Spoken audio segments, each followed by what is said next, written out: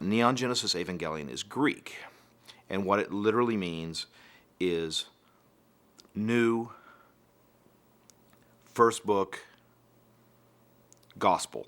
So, first book of the new gospel.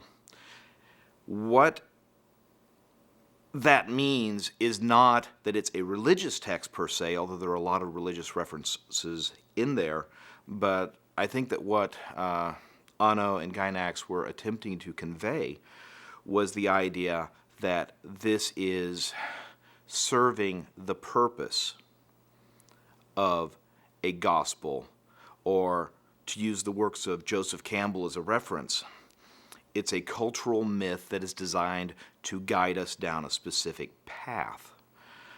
In this case, what we're looking at is what Campbell defines as the classic hero myth, in which a protagonist is pulled from a safe, secure environment and forced to go through a series of tragedies and triumphs that forces him to develop into a final being who is complete, who is whole.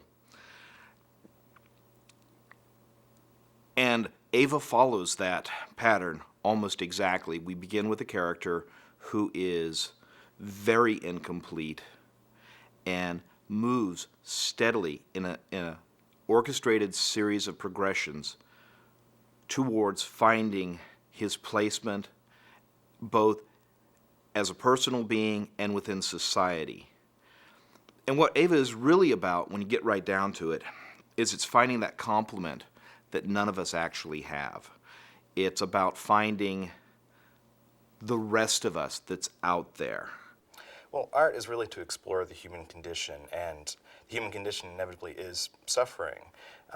We use art to deal with the complexities of life, and many of these complexities arrive from childhood, becoming an adult.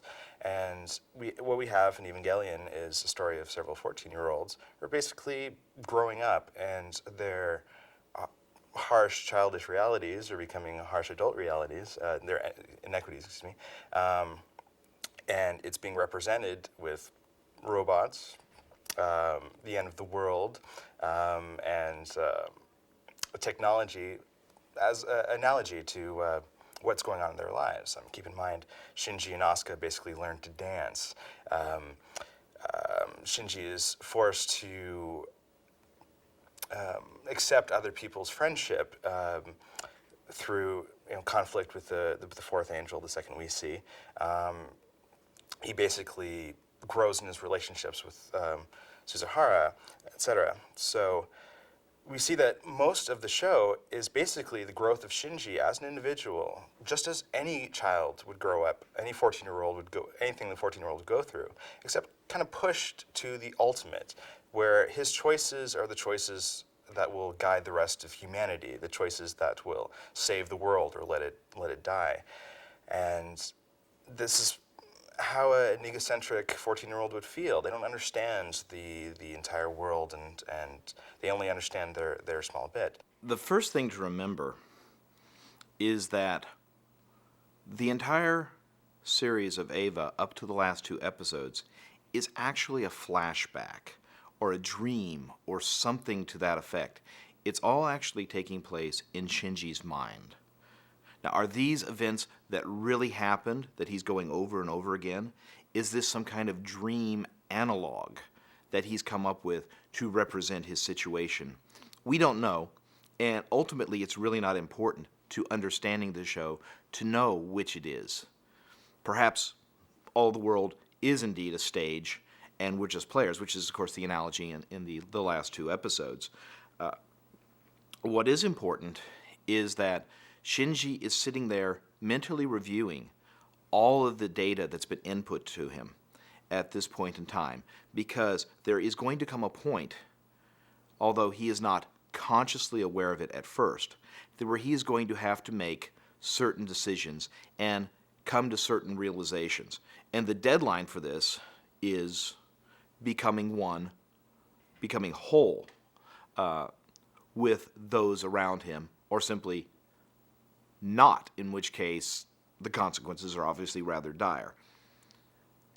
And what he's going through changes in your perspective.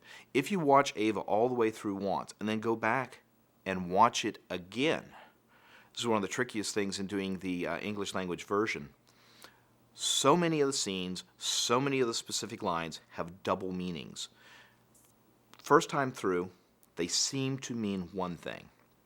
With the knowledge that you have getting through the later episodes, going back and watching those earlier episodes, suddenly, oh, that didn't mean what I thought it did. We took the logical assumption, but that wasn't what was actually necessarily going on.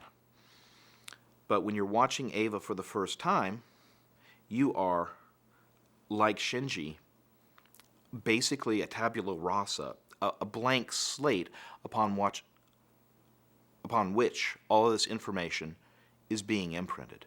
We have Shinji basically starting as a blank slate. Nothing defines him. His father brings him to Nerve, and his father says, grow up, be a man, accept your responsibilities.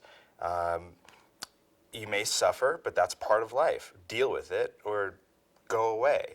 And go away in this case is kind of a thing saying, well, go kind of do a kind of an introverted suicide type thing in a psychological sort of way. Just become non-existent in the world. Because these are, become non-existent in the world.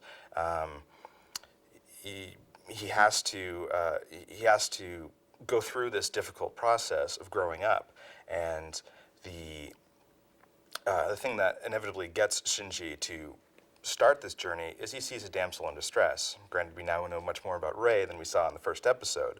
Basically, he saw the female form, and this, like many other stories, is the inciting incident that brings Shinji inevitably into the story and gets him to start acting. And he realizes that there is a little bit more outside of his shell, but he's still very afraid of what's there. Fear. Fear is ultimately the act of the living being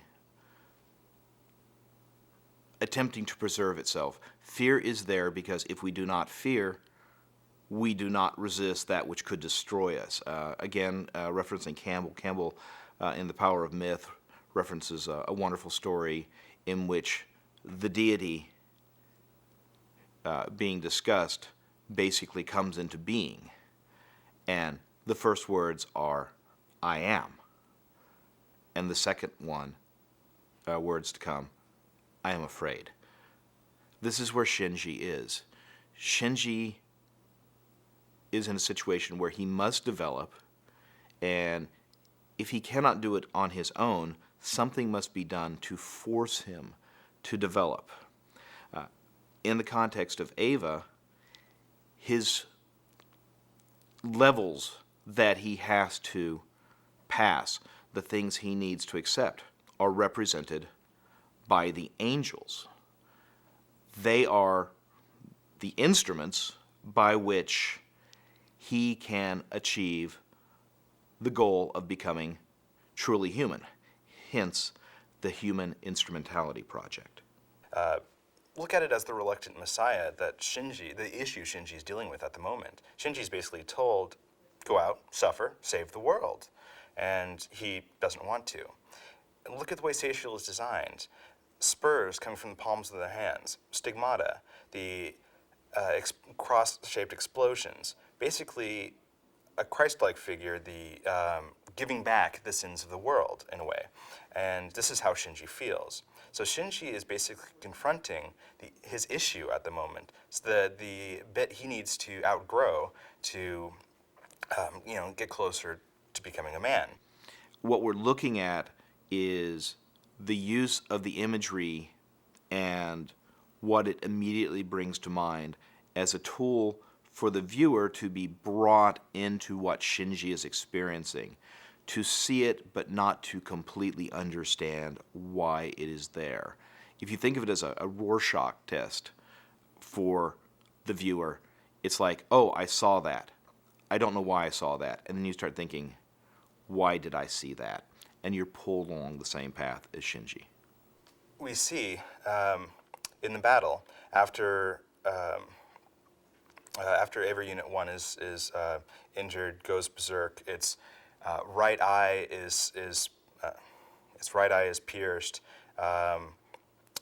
which if we use the symbolism in Kabbalah, the left side is the wait, pause, get my head backwards, and it's the left eye, isn't it? It's the left eye that's pierced. See, I always remember that part with the reflection, and it screws me up every time.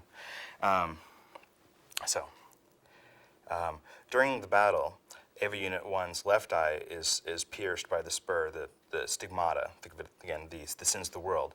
And in Kabbalah symbolism, basically the left side it's the arm of shields, it's the strength of your past, it's the strength of your heritage, it's what you draw upon.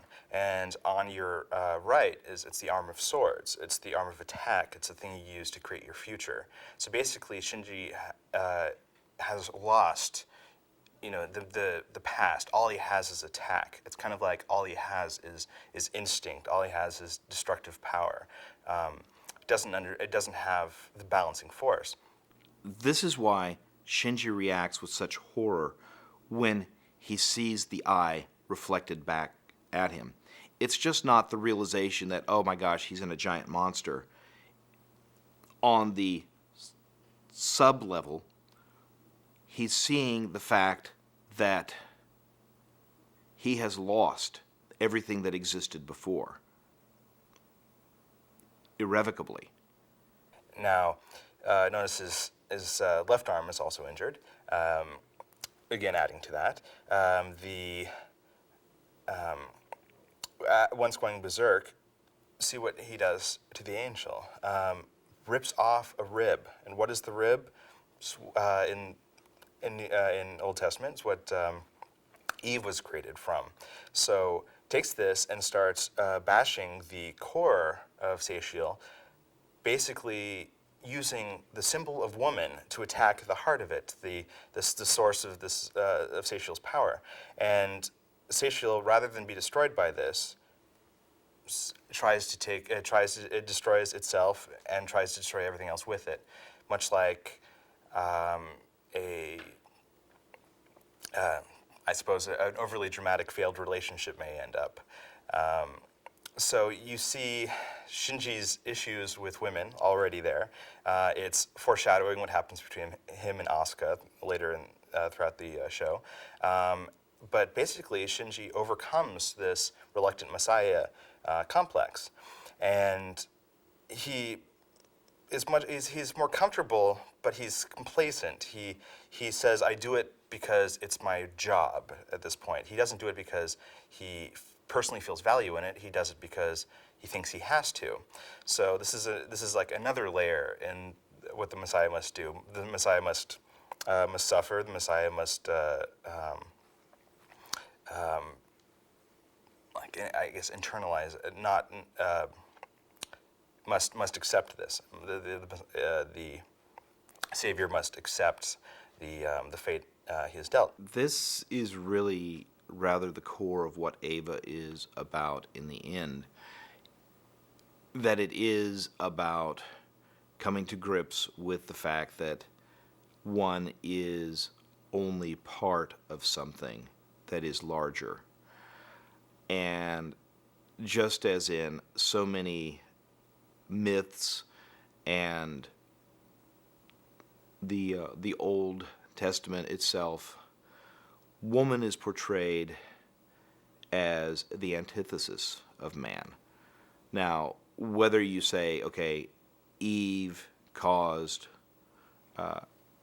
Adam to be thrown out of the Garden of Eden, and whether you say that was intentional or she was misled, what it really comes down to is that there is, within society of a whole, a great distrust of the other half. If you are female, there is a distrust of the male. If you are male, there's a distrust of the female.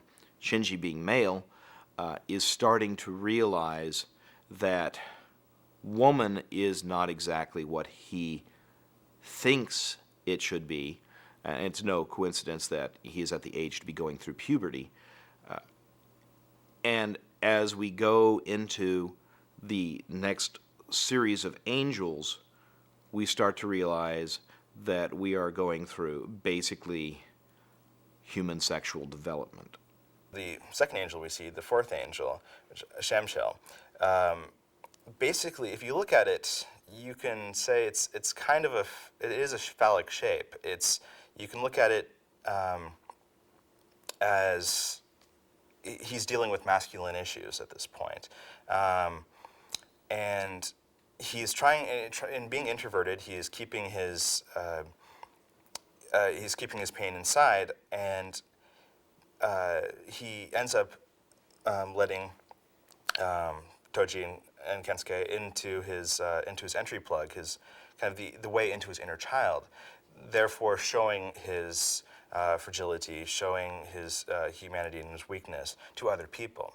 So basically, he develops these friendships in the most extreme way, graphically for the viewer, but basically it's the same process you go to. You basically open up to your friends, and that's who your friends are, somebody you would trust. And we see all the angels kind of follow either the personal growth of Shinji or later the forces of the world that Shinji must deal with. Yeah, it is phallic. It's a very phallic alien form. And of course, that's something that has a great connotation in most cultures, in which the snake is frequently seen as the instrument of, if not evil, of disruption. The serpent appears in so many cultures as that which comes into a placid environment and causes a change. And of course, the serpent in human sexuality is capable of change, which Shinji is now at the age of achieving. But he doesn't understand why it is doing this, or for what purpose exactly. And so initially, he has to understand this aspect of himself, what it is that makes him like other men, what is it that makes him like his father, and then what is it that makes him not like Misato, not like Rei, and ultimately, as she's introduced, not like Asuka, who is in almost every respect his opposite. The fifth and sixth angels, the third and fourth that we see, kind of represent Shinji learning a little bit more about women in a way. He's forced to trust someone else, in this case, somebody very different than himself, where Toji is, inevitably just another guy, and, as simple as Shinji would think a person can be. He has to put his trust in Rei and see how Rei sacrifices. Kind of starts looking at Rei's. Start looking at Rei's relationship to Gendo, and all this brings together a moment of closeness between Rei and Shinji, where Shinji is forced to look at Rei as another entity. And then when Asuka is introduced, he sees a completely different side of woman. He sees the fiery redhead, energetic and dangerous. And what does she do? She basically dresses him up in her clothing, puts her in her entry plug, and brings her into her inner child in a way, into the Eva Unit 2, and shows a remarkable amount of openness to him. And he doesn't know what to think originally, but he definitely enjoys it. And it basically is the harbinger of Shinji's understanding of like another 14-year-old girl that's kind of like he is, where Rei is very complacent and kind of a overly simplified mother figure, just as if all her definition is in duty, and it's kind of Rei is simple and in a way non-sexual, where Asuka definitely has more fieriness to her. So And immediately after that battle, we have Ritsuko and Masato saying, geez, we sure learned a lot about the enemy today, didn't we? Well, I'm paraphrasing, but that's basically the thrust of what they said. And you can kind of say that that's a little bit of Shinji talking. Rei and Asuka, the polar opposites. Rei in the white plug suit, the blue hair, almost a nimbus-like effect, halo, caused by the sensor unit she wears in her hair. Asuka, dressed in red. Her hoo-hoos, as we call them, the little red units on her head that she never, ever doesn't wear, look like horns. It's two sides of the female that Shinji hasn't really thought about before. When he falls on Rei in her apartment and his hand touches her breast, we see elsewhere the images of the mother holding the child to the breast. Suddenly the dichotomy is introduced that this creature which nurtures and protects is something else. But Rei is not quite complete.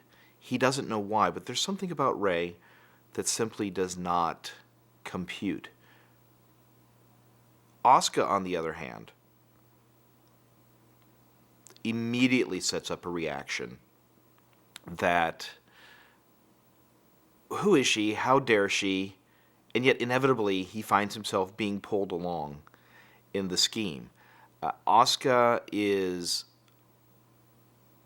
a true complex individual, whereas Rei, and this may explain a lot of her popularity as a character, is in many ways a fantasy figure, completely compliant, willing to do whatever you ask, whatever the personal cost. Israfel, the seventh angel, is the one that is made famous because it required coordinated dancing to overcome it. So this basically is an analogy to a 14-year-old girl and a 14-year-old boy learning to dance at the school dance function, and it's just again pushed to the extreme limit in symbolism. So we see the complexity of what's going on, where Rei is interfacing with Shinji better. Asuka has a certain amount of jealousy, and it creates the social dynamic that a 14-year-old discovers. Well, when you enter high school, it's a whole new world, and it's kind of introducing that. And let's not forget what dancing really is in the end. It's a physical metaphor for another physical act performed by two people, male, female bodies, interacting in rhythmic pulses. There is no doubt that for the first time, Shinji is really starting to think about that aspect of the human condition. And by being forced into the situation where he must synchronize exactly with Asuka, he is hitting a new level in his own self-conception. It's also really important to note a couple of other things. For example, the fact that Rei drops into synchronization with Shinji perfectly. There is absolutely no problem. And yet it is decided that Asuka should be the one to do it. Well, why is this? This is because Rei, again, is not really truly what he needs. To bring back the masturbation concept, she is the fantasy, but the fantasy does not actually fulfill in the flesh what the true flesh can deliver. Also, keep in mind that in this episode, one becomes two. The alien splits into two, and then the two, Shinji and Asuka, must become one in the dance in order to bring things back about. So it's a complex metaphor. in which the end product, destroying the angel, the Big Bang, is literally orchestrated by the outside elements, in this case Misato, basically saying, look, this is what you have to do in order to go to this step. So he's being pushed again along the process of, you've got to be ready for this when it happens. Sandalphon, the eighth angel, kind of represents where Asuka develops a little bit more trust for Shinji. Shinji actively helps her, and we have the famous thermal expansion line. So we see that Asuka is kind of flirting with Shinji much more, and you see that there's a strong relationship growing between the two, albeit extremely complicated. The eighth angel basically brings that about. It's also interesting in that after the previous episode, in which Asuka and Shinji had to work together in order to accomplish a goal, that now there is both a feeling of more assurance in each other's abilities, but at the same time, an increasing anxiety about where this is going. When Shinji is by the pool and Asuka is doing her homework, a great deal is made by her about how much more advanced in school than he is. And at the same time, she takes advantage of the situation to draw attention to her own sexuality.